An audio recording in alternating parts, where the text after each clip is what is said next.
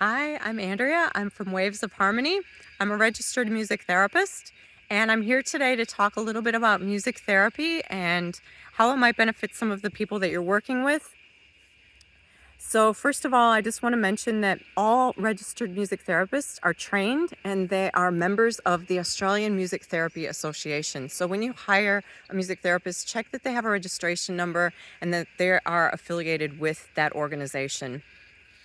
So, today I'll just talk about the kinds of people that might be benefit from our services as well as some of the things that we do in music therapy, so it sort of takes the mystery out of it. All right, so the kind of people that we work with, we generally work with people with a couple of different types of backgrounds. So one type is people who have some physical issues, so people with physical disabilities who might be challenged in their day-to-day activities. Also, people who might be nonverbal. Music is a great way of expressing feelings and emotions and needs through the music. And often we work with rehabilitation sort of goals that are allowing people who might not be verbal to express themselves in communication using music and musical cues. So, this is important to recognize. Also, we work with neurodivergent people of all ages and all abilities. We work with people who have different styles of communicating. We work with people who also have psychosocial issues or issues um, that might be around anxiety, depression, and some of those psychosocial needs. So you can see that we actually cover a huge range of populations. We work with people, as I mentioned, of all ages and all abilities. So you don't need to be a musician to benefit from music therapy. We do work with musicians as well, but we generally say you don't have to have a background in music. And what we're going to do does not require you to have skills in music or in that area. So this is the population of people we're working with. What do we do? That's the $1,000,000 question. So we get asked, what do we do all the time? I wish I could say this is what we do every single time we have a music therapy session, but I can't. And that's really a great thing because what we do is we meet each individual and develop their own tailored program. And this is really important because the way we come in to meet our participants is assessing them for their strengths, for their abilities. We're looking to build on what they're already doing and just enhancing that using music. So a person might already be using music and need some reassurance or need some little tips in order to do that a little bit better. So what we're there for is to facilitate that conversation and to facilitate those methods a little bit more in sessions so that people can take them away and use them more frequently on their own. So what do we do? I'll give you some examples so you can kind of take the mystery out of what is it going to look like. So we generally fall into a couple of different types of categories. One is we do active music making, and the other one is receptive music. So I'll talk about active music making first, which is just saying people are participating by doing something. So generally that means that we're making music together. We're using live instruments. So I use the guitar, I use the keyboard, I use my voice, I use percussion instruments. I have a wide range of things that I might bring in. And participants are also able to access those instruments with me. So it's about us playing music together. It's about us composing a song together, or sometimes that seems too daunting. So what we do is we use lyric substitution, which means we take a song we already know and change out some of the words to make it more sort of relevant to us. So I facilitate that as well as songwriting. So some people do want to write their own songs, and we do that as well. Sometimes we use technology like an iPad to record that music into GarageBand, using the iPad to actually put a guitar part, maybe a bass, keyboards, whatever they want. We actually work through that whole process to write those songs.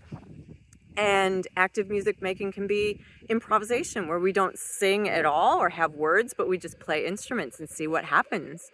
And there's no set sort of structure or format. It's just about letting the expression come as it does in the moment.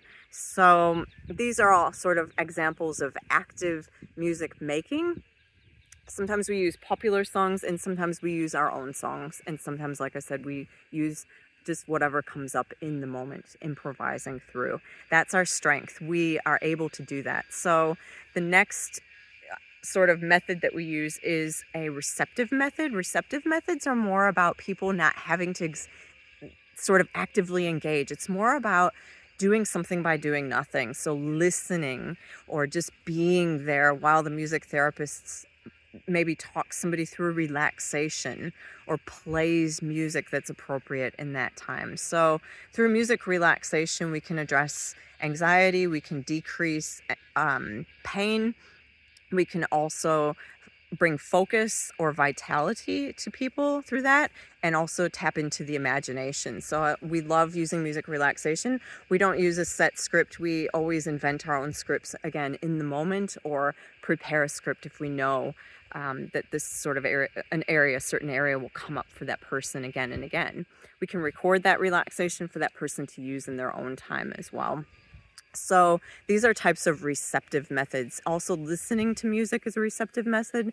We might choose music that we hear on the radio or on Spotify. It's not the same as a person doing that on their own, because we're actually facilitating discussion around that, facilitating the questions around why they're choosing that music, facilitating questions around how it's healthy for them, and also picking out anything that we might find that might be unhealthy for that person as well. If they're getting stuck in their music, or they're finding themes in their music that are recurring, how can we talk through that? How can we facilitate some healing or change in that area as well? So these are receptive methods that we use. And these are just examples, because we're not, again, sort of going in knowing everything. And the number of times I walk in and we just do something completely, like, I didn't even mention that, and it just comes up in the moment. This is the beauty of music therapists. We often think out of the box. We're very creative, and we're very sensitive to what's going on. So we're picking up what's happening in sessions. This is different to a lot of different therapies that you might see people receiving, where the therapist rolls in with a program, they do it, and they leave, and they write up the outcomes. We're actually sensitive enough to watch and sort of assess as we go is how this is being beneficial. How can we change that a little bit to make it more so? How much are we doing? How little are we doing? Or how on the day, where is that person at? So we're really trying to tap into that person's energy and needs for the day, as well as, again, feeding into that those long-term goals and objectives. So I hope this gives you an idea of what we do a little bit, and a little bit about myself and my company, Waves of Harmony. We look at people through a holistic lens. So we're not looking at just people and achieving outcomes, ticking boxes. We're all about the whole person, tapping into that sort of physical, mental, emotional, spiritual space. And by spiritual, I mean kind of what's really deep inside of us. What's our meaning? And that's for everybody, all ages and all abilities. So we're always working towards that. If you have any questions, or you come up with anything that's unanswered, or you want to get in touch because you can immediately think of people who will benefit, we're here. So give us a ring, or shoot us an email, and we'll be able to get back to you. Thanks for listening, and I look forward to hearing from you.